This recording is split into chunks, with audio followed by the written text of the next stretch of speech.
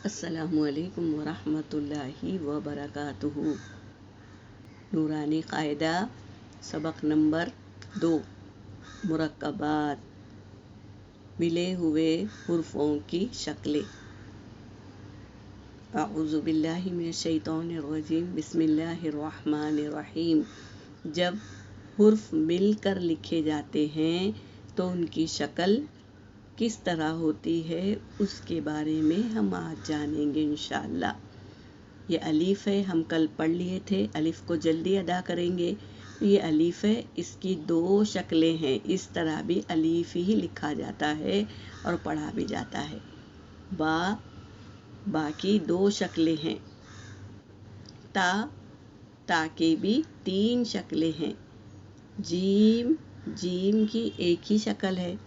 دال جب مل کر لکھا جاتا ہے، ملا کر، تو اس طرح کی شکل ہوتی ہے۔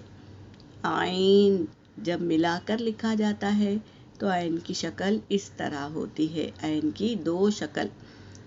فا کی بھی 2 شکل ہے۔ کاف کو بھی اس طرح لکھا جاتا ہے، کاف کی 2 شکل۔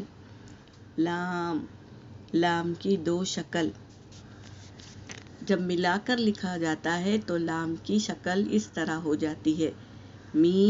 میم کی 2 شکل۔ نون کی 2 شکل۔ ہا کی 3 شکل ہے۔ غور سے دیکھیے، ملا کر لکھنے سے ہا کی شکل کس طرح بن جاتی ہے۔ ہا کی 3 شکل۔ حمزہ کی 2 شکلیں ہیں۔ یا کی 2 شکلیں ہیں۔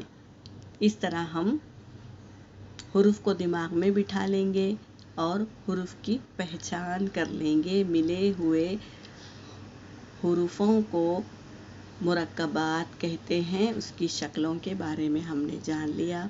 انشاءاللہ اب کل آگے کا سبق ہوگا۔ وآخر دعوانا ان الحمد للہ رب العالمین۔